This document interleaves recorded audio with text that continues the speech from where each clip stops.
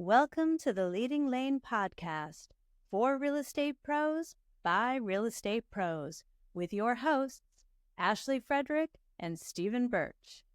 If you're looking for an honest, authentic, and raw perspective, you found it. All right, welcome to today's podcast.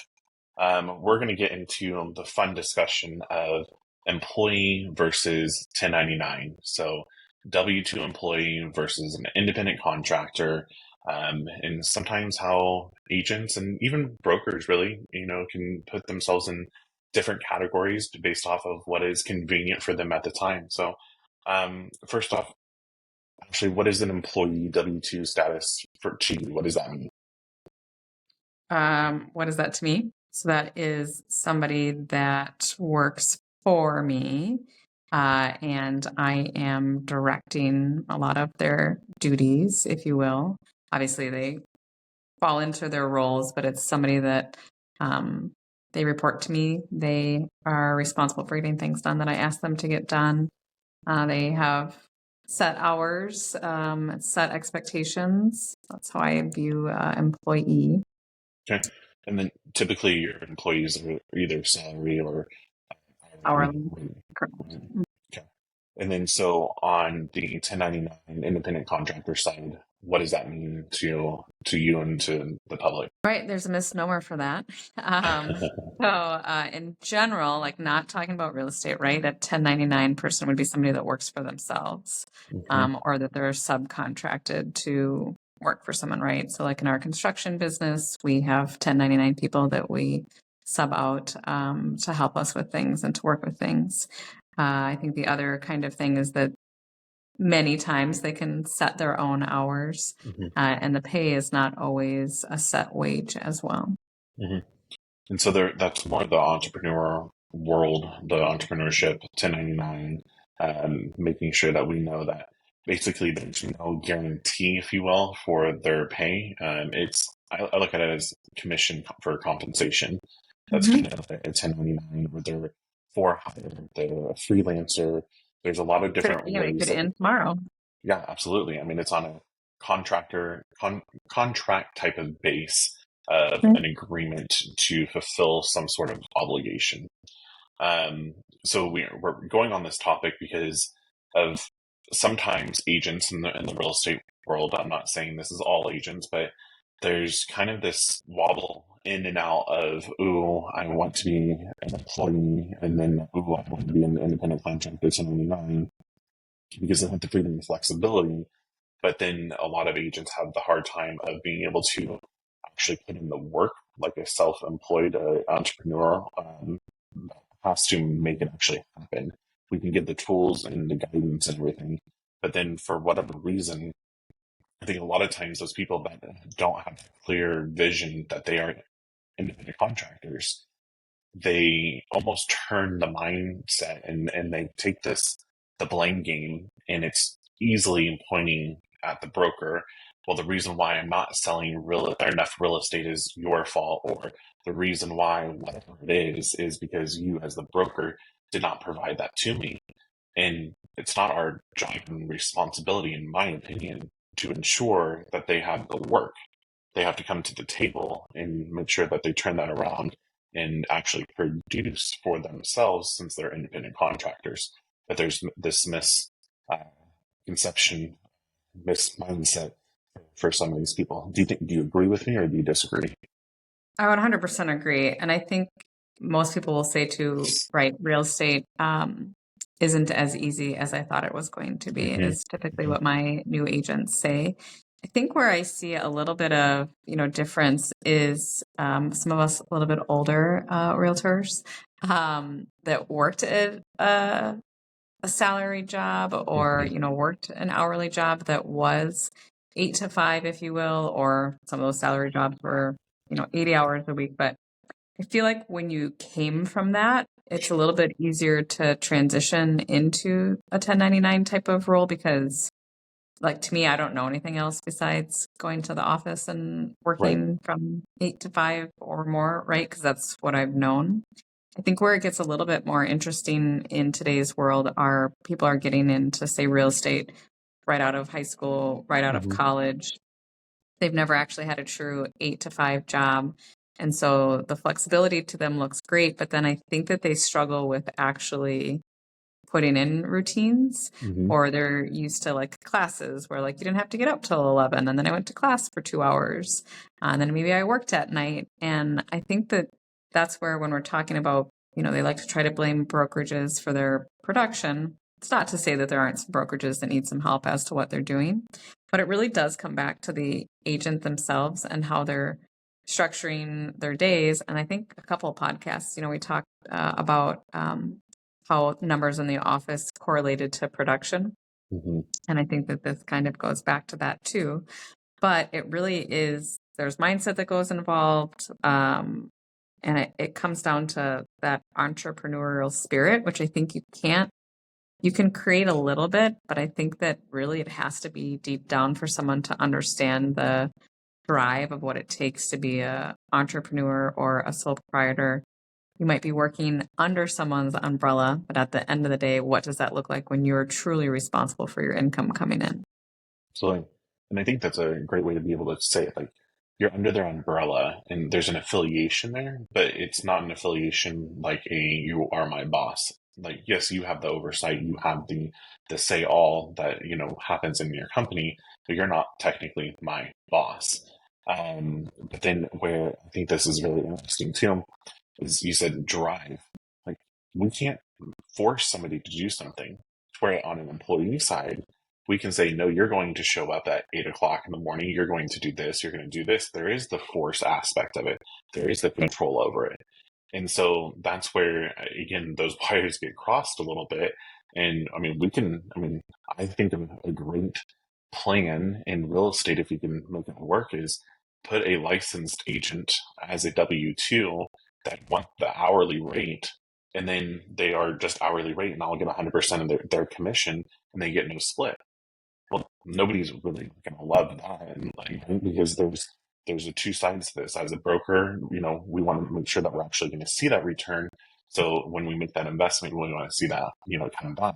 But then, as the person receiving that hourly rate or salary rate, when they start selling a whole bunch, they're going to start seeing that number, and they're like, "Man, I can do it.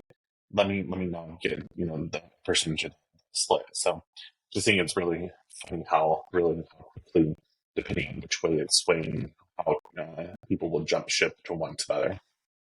Do you think, or do you see any correlation sometimes of like a difference between like a W-2 and a 1099 as far as, yes, the W-2 is here all the time, putting in all of the work, and then sometimes how that might correlate to a 1099 as far as like frustrations that they don't put in as much, but yet they're getting paid. So I think that sometimes there's that weird balance too of an employee versus an agent, but then like employees feel that they're putting in more effort than agents. And I think when that happens, the employee side of things, because they are there, because we have these discussions, because they are being able to experience who's walking in the office, who's actually there, what happens is they create more of a loyalty, I think, to the company. And I could be wrong, but I think that because they are looking out for the company, they know company dollar, they get to see things in different light than what an agent does. Then they get a little bit, I don't want to call it animosity, but I think that there definitely is some frustration. Yeah, protective, because they're like, look, you have all this, you have the capability. So they see the potential because they can see agents that actually are utilizing it, what they're capable of. But then the naysayers, the ones that are, complaining all the time, when they start complaining in front of W-2s, they're like, if this person can do it, they have the same opportunity. You have the same opportunity as they do, but yet you want to point fingers. You're in this victim mentality. That's when that frustration comes into play for sure. So I also think that like the insight, at least for, that you meet with your agents and your staff constantly. And I know that you do a lot of one-on-one portion of it in planning, but I don't think a lot of agents receive that. And so because they're not receiving it, maybe it's a little bit easier to point fingers.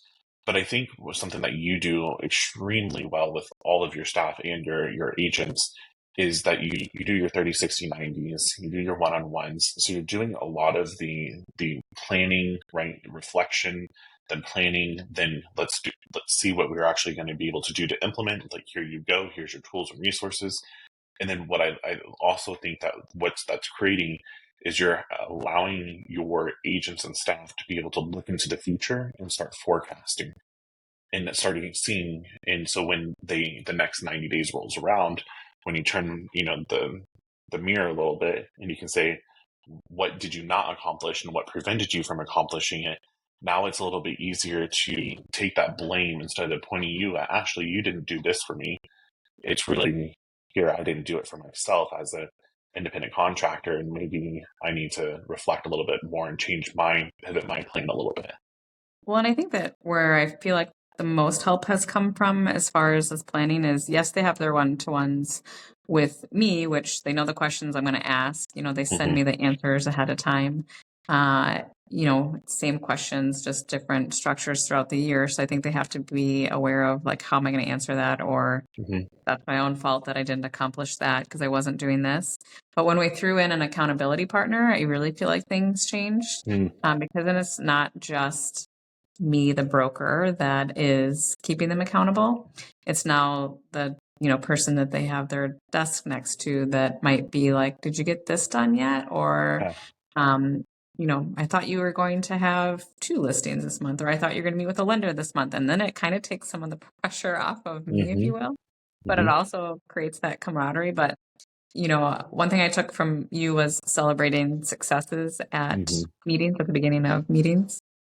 And we had our meeting on Tuesday, and I think an agent said something like, I reorganized my closet. It's been on my to-do list for the last, 3 times, and I finally was able to take it off. But right, like, the whole group knew that was on her list. And so, like, what a cool way for us to celebrate her together, that was something she'd been telling her partner that she was going to do. So I think the other thing that I can't remember what it was right now, but an accountability partner called out another one, was like, hey, don't you have a celebration to tell us about that you got done? So I think that it goes back to being aware of your surroundings and aware of what people are watching. And really, I mean, like, we're all trying to root for each other. I think that's where people get a little crossed, if you will, too, as far as this entrepreneurial world, and that we have to be against each other. And I really don't think that that's the case at all. I really feel like, people will say real estate is a cutthroat industry. Don't get me wrong. It is. There are certain people that make it that way. But really, like, the more we all help one another, really, it makes us all better agents. It makes transactions easier. But again, that comes from, I think, in an entrepreneurial spirit. I guess that's the way I view it, is like, I want to help other people. That's part of being an entrepreneur. Like, we've had some experiences. Like, why have you reinvent the wheel if we've already done that? And all it does is make us better on each side of it. Totally agree. And, I think that you also have your agents and your team, they have their 30, 60, 90s displayed up for everybody to be able to see it.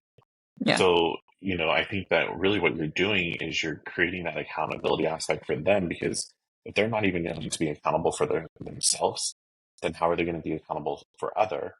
And then I think that the typical person doesn't want to let somebody else down, but when they're more apt to let themselves down.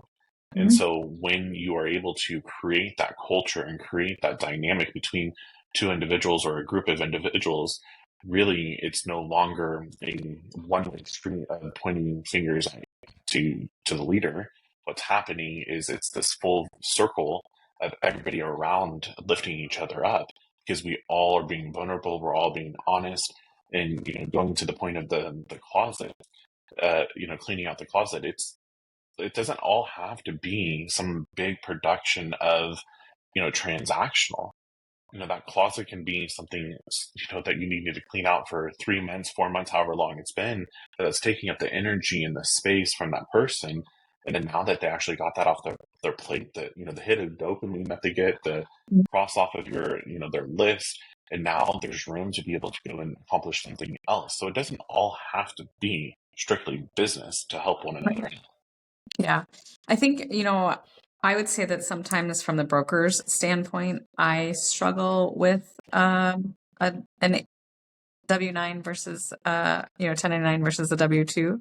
Mm-hmm. And I think that it's because it is such a gray area, if you will, and that Mm-hmm. they're still looking for direction, especially if they're brand new agents, haven't done it. But also, like, we have a lot of financial decisions to make. We have a lot of industry decisions to make. And they know at the end of the day, it's my license. Mm-hmm. So it's this fine line of trying to either broker slash boss, right, in a roundabout way, even though we are what we are. So I do think that sometimes that's a struggle. I think some brokers do take it too far, and that no, this is what you have to do, and you have to be able to do this. And I think it's the same thing. Like, you can lead a horse to water, but you can't force them to drink it. But I do think that there's definitely an avenue there of like walking this tightrope of what are we doing, and I think that also goes back to, for me, like in the past, like I had 60 employees, so I was used to running things which we can take into these. So I do appreciate that the staff here like looks for the guidance, and understands that at the end of the day, they're ultimately responsible for their decisions, but I can try to help lead them in the right way. Well, I mean, it's empowering somebody versus being a dictator, right? Like, it's making sure that you are there to help them empower and be critical thinkers, to get where they want to be able to go, which then in turn, in my opinion, you'll see far more success versus when you're just a dictator and just a manager staying on top of them. Then they're never going to go and be creative or get outside of the box. They're just going to do status quo because that's all you're allowing them to be able to do. And you're not allowing them to lean into their strengths, and you might be pushing them into weaknesses, which turns around to failure. The other note that I wrote down here is the fine line is the frustration, and even from a broker standpoint.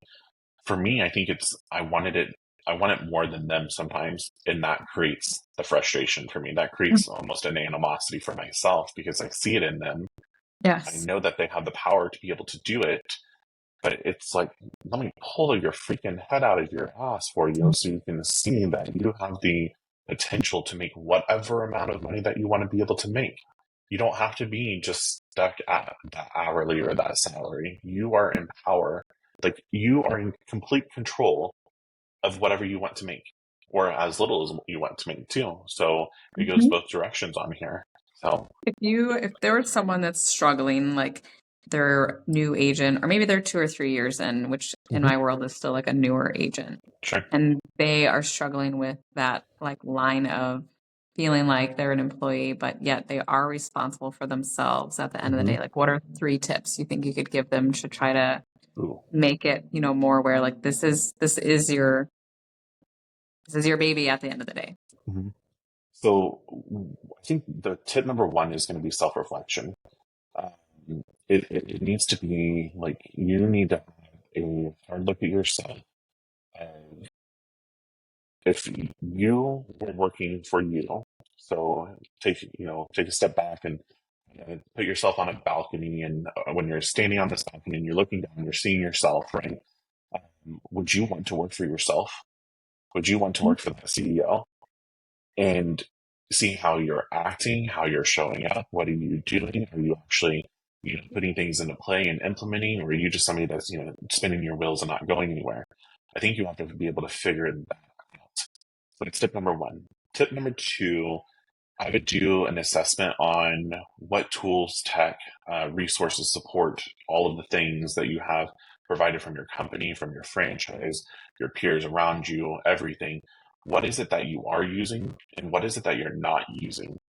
So are there different tools that are out there? And that can even be the training aspect of things. You're not even taking, advantage of different training that is readily available to you. And you're not taking advantage of tools like a CRM system or, a presentation, builder, or whatever it is. What is it that you're not using that you can implement into it? And then for tip number 3, I think it's going to be plan your perfect day. And really, I'm going to break that up into 3 different categories.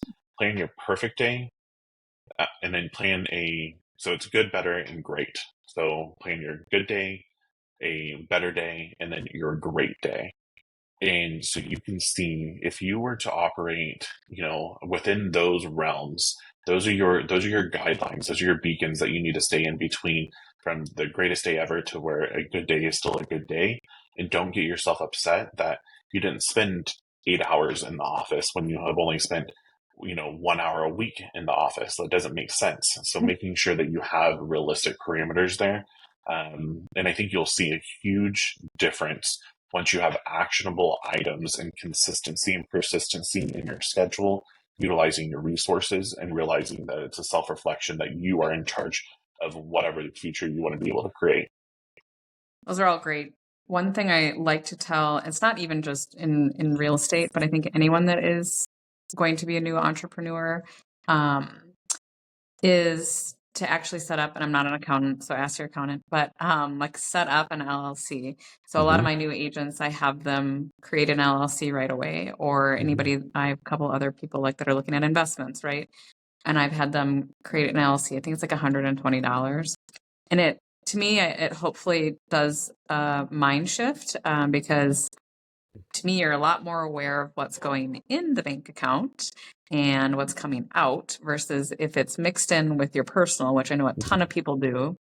If you can really separate that out, and then like that's where you start maybe paying yourself a salary, like maybe it's $2,000 you put into this checking account, but then you use it for all of your business expenses. So whether it's your gas, whether it's your marketing, your closing gifts, and once you really start to evaluate that, and I think you can look at that, I think that people start to understand it a little bit more as far as, well, that pot needs to be a little bit bigger for me to be able to take this course or to fly to this convention. And I think when you separate the two and not have combined accounts, you can really start to think like a business owner. I think that is like a big aha. I'm actually going to do a training tomorrow, the next couple of days for an office, and been trying to think about like how do I get people to really see, like we've done reflection and numbers and all of this a few times, and we're still not getting it, that we're our own boss, we're our own CEO, and we're running our own business. So I think that even that creation of like having that articles of incorporation and the true legal things of saying, wow, like this is really a business is it's a like your own great, checking account, like your own right. check that say Yeah. that LLC's name on it. You're getting paid under that LLC. Yeah, like, and I think that it's a visual for me. So like here, everything has to go into the business because you're running as a business, and it doesn't trickle out to you. You don't get paid until obviously expenses have to be covered. So what does that look like? And so how do you fill that like higher so that you can get paid quicker?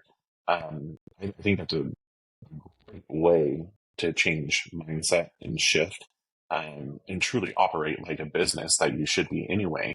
And maybe that's something that we should be implementing for agents coming into the office day one. Okay, this is how I want you to start thinking. And I bet you the shift of how engaged and how people interact from day one doing that would be just drastic. Well, That's a and even great. like one of those very quick things I tell them too is that, okay, when you get your first paycheck too, don't spend it all. Now you're self-employed. So, right, we always talk about, and it's different for everyone, but I tell people like a good basis is to put 30% away of whatever your check is. But I was like, now you have a new checking account, so create a new savings account. And on the day of, you get paid, just set 30% away. And I'm like, trust me, you will thank me for it later. If you don't have to use it all, great. You can do something great at the end of the year. But I know that like I didn't necessarily have those discussions when we first got into business, even under our construction business. And we definitely paid for it by not having those little tidbits. So I think whatever we can offer to other agents to make them understand that they are their own product and you have to pay taxes and you have expenses, really helps to get them, I think, to the next level. Yeah, no, I love that. I think this is a great topic, and it's just, I didn't want to go into this topic of a negativity of, like bitching and complaining that, damn it, agents, like get your shit together. because I think it's really, there has to be a way for us to be able to help shine a different light for them so they can see completely differently than what they've always done. They don't know any different. And I think that's our job as leaders, as brokers, as whatever we are here, like to be able to give them different methods to think outside of their typical box, because this is a whole different world than they're ever used to. So hopefully today was somewhat useful and you took a tidbit away. And if you are going to implement or use any of the tidbits that we have given you today, let us know. Reach out to us. And then if there's anything that we can help you with, please, we're here. We're doing this for you. So please let us know how we can help you. If you've enjoyed today's episode, please like, subscribe, and share with others. Stay connected for more genuine insights and strategies to boost your real estate career on Facebook or check out our website. We'll see you next time.